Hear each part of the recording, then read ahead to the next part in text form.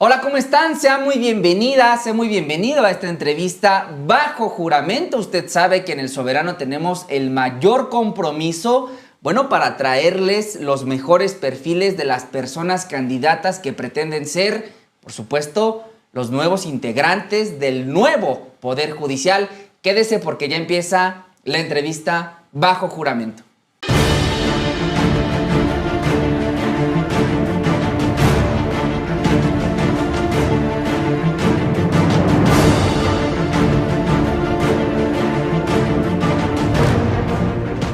En esta ocasión tengo el gusto de saludar al abogado Hugo Aguilar, quien pretende ser ministro de la Suprema Corte de Justicia de la Nación. Abogado, bienvenido.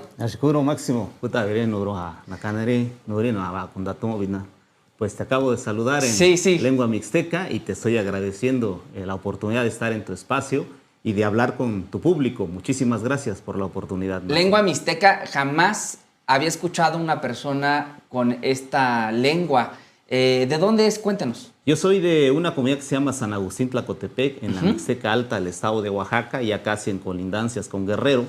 Debo decirte que la Mixteca, a la hora de conformarse el estado mexicano, nos dividieron en tres. Hay mixtecos en Oaxaca, mixtecos en Puebla y mixtecos en Guerrero. Yo soy de la Mixteca Alta oaxaqueña, en el estado de Oaxaca. Dicen que los oaxaqueños nunca fueron conquistados por los españoles. No, pues sí nos conquistaron. El único pueblo al que se establece que no lo conquistaron es al pueblo Mije, que se ubica en la Sierra Juárez. Los mixtecos éramos un pueblo grande, enorme, a la llegada de los españoles, con muchísima riqueza, muchísima población, y fueron de los pueblos a los que avasallaron los españoles. Entonces sí nos conquistaron por la vía de las armas, por la vía de la religión. Nos despojaron tierras, nos enviaron a las montañas. Somos parte de los agravios históricos que ha tenido este país y sobre la cual se ha construido, ¿no? ¿Es usted indígena? Indígena mixteco. Indígena mixteco, sí, porque hay quienes pueden ser parte de una comunidad, nacer en una comunidad, en una región, y no se autoadscriben indígenas. Usted sí lo hace. Así es. Mira, yo soy de nacimiento indígena mixteco. Mi papá, mi mamá son de la Mixteca Alta, originarios del lugar, hablantes de la lengua. Así es que de origen soy indígena mixteco, pero además comparto los elementos culturales de mi comunidad, participo en su forma de organización, en la vida activa, soy ciudadano activo de mi comunidad en San Agustín Tlacotepec, porque ahora pues se ha distinguido dos tipos de identidad. La identidad, digamos, objetiva, que es el que habla la lengua, el que vive en la comunidad, y la identidad subjetiva, que la Constitución le llama la autoadscripción, y que ha generado polémica en los últimos años, porque a raíz de que se han modificado las normas, se han creado acciones afirmativas para que los indígenas puedan ocupar algunos espacios en la Cámara de Diputados, pues mucha gente usa esta segunda identidad, la autoadscripción, aunque no sea indígena.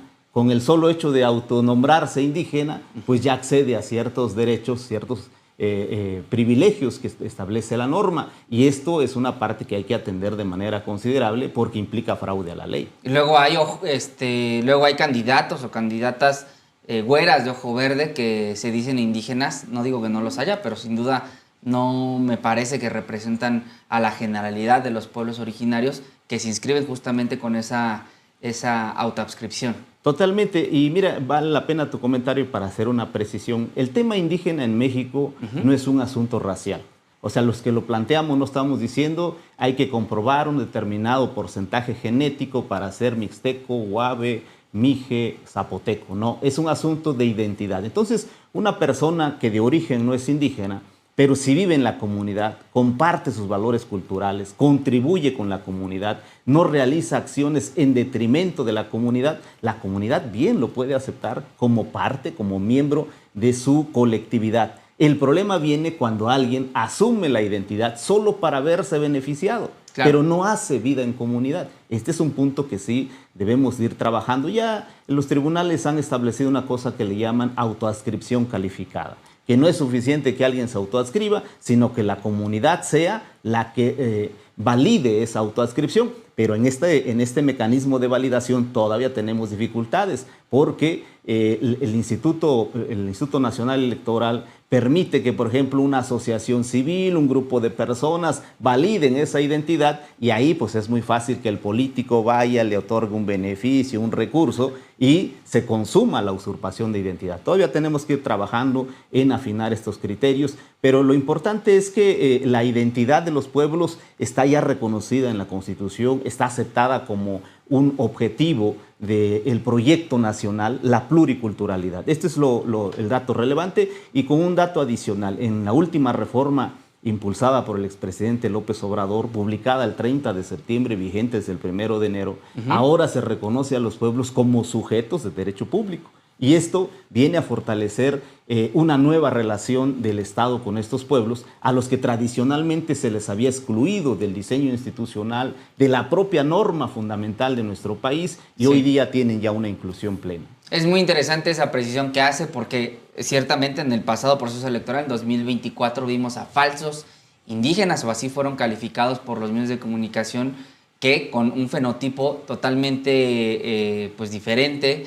a regiones, a ciertas regiones del país, pues ciertas regiones del país donde se ubican o se asientan los pueblos originarios, buscaron candidaturas, se les comprobó que no eran parte de ninguna comunidad indígena, y bueno, eso vaya que indigna a quienes nos enteramos de estas resoluciones del INE en la materia. Ahora, abogado, ¿usted qué estudió y dónde estudió? Yo estudié la carrera de Leyes en la Facultad de Derecho y Ciencias Sociales de la Universidad Autónoma Benito Juárez en Oaxaca. Hice estudios de maestría en Derecho Constitucional en la misma universidad.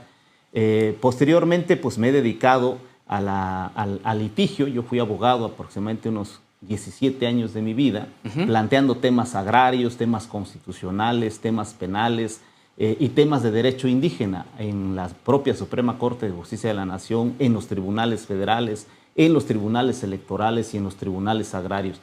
Hemos venido promoviendo un nuevo enfoque de la justicia, una justicia que busque superar los formalismos, que busque superar esta visión de que el mundo del juez es solo el mundo del expediente y que el juez solamente está obligado a buscar la verdad legal.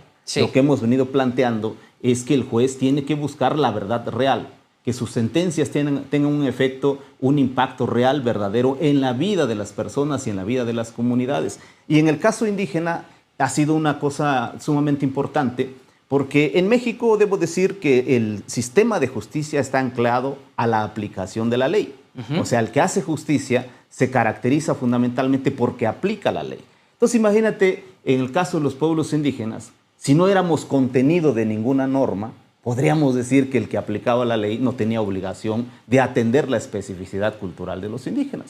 Fue hasta 1992 que los indígenas formamos parte de la Constitución. La primera vez que se mencionó la palabra indígena y la referencia a pueblos y comunidades indígenas fue en 1992 en el entonces artículo 4. Después vino el movimiento zapatista, se construyó una propuesta de reforma constitucional y se concretó la reforma en el año 2001. Y ahí ya se reconoce a la comunidad y a los pueblos como entidades colectivas con derechos. Y podríamos decir que desde entonces entramos de alguna manera al sistema de justicia porque ya éramos contenido de la norma. Sin embargo, ocurrieron dos deficiencias en aquella época hasta nuestros días. La primera es que la Constitución decía que los pueblos y comunidades somos sujetos de interés público. No nos reconocía capacidad de ejercer nuestros derechos, sino que nos daba la categoría de sujetos de protección. La norma decía que los indígenas necesitábamos protección, asistencia, dádivas, pues prácticamente limosnas para sobrevivir conforme a nuestra cultura. Entonces, esta deficiencia constitucional pues no impactó de manera considerable en el sistema de justicia ni en el sistema institucional. Y una segunda cuestión es que en aquella época, en el año 2001, la norma constitucional y las normas internacionales no tenían un pleno impacto en la vida de los pueblos, sino hasta el 2011. En el 2011 hubo una gran reforma en nuestro país, que es en materia de derechos humanos, en el cual el eje rector de la impartición de justicia son los derechos humanos. Y los derechos indígenas, como derechos colectivos, son derechos humanos. En consecuencia, a partir del 2011, comienza, digamos, un ejercicio más desarrollado de cómo llevar a las resoluciones la realidad de los pueblos indígenas. Y hemos ido planteando nuevos métodos, nuevos conceptos que van mejorando el sistema de justicia. Yo creo que ahorita el sistema de justicia está todavía en vías de construcción para lograr aterrizar, para lograr comprender plenamente la situación de los pueblos indígenas. Este será uno de los aportes centrales que vamos a hacer en la Sin embargo, hay un antes y un después en términos de cómo es que se trata o cómo se ha tratado a los indígenas, a las personas indígenas desde el gobierno, pero me imagino que también desde la justicia. ¿Cómo es digamos,